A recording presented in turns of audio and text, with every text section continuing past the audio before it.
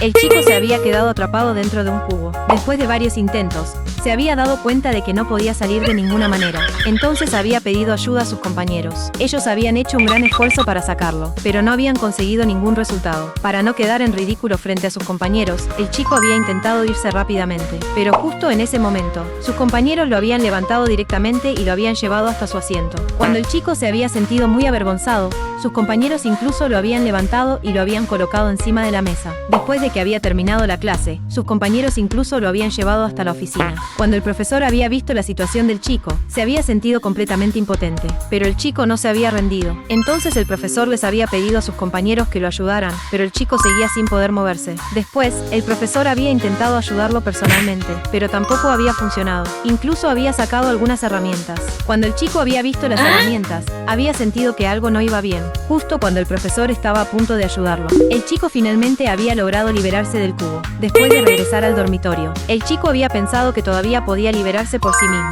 así que había cambiado a un cubo más grande e incluso había aumentado la dificultad del desafío, para no molestar a sus compañeros. También se había tapado la boca. Luego se había sentado dentro del cubo de golpe. Aún así, había pensado que era bastante fácil, así que también se había sujetado las manos. Pero justo en ese momento, el chico había empezado a sentir que algo no estaba bien. Por suerte, un compañero se había despertado por el ruido. Cuando su compañero había visto su situación, se había enojado mucho. Incluso le había atado las manos y los pies para burlarse de él. Lo había hecho porque no quería que el chico siguiera realizando ese tipo de desafíos. Ese día, durante la clase, el chico había vuelto a ver un nuevo desafío extraño. Había sacado una pulsera y había metido sus manos y pies dentro de ella. Pero todavía había pensado que la dificultad no era suficiente, así que también había metido el otro pie en la pulsera. Justo en ese momento, el profesor había aparecido y le había pedido al chico que subiera al frente para hacer una demostración. Todos los compañeros se habían reído mucho al ver lo que había hecho. El chico, avergonzado, había bajado la cabeza. Durante la clase, nadie había esperado que el chico sacara otra vez una piruleta. Cuando sus compañeros la habían visto,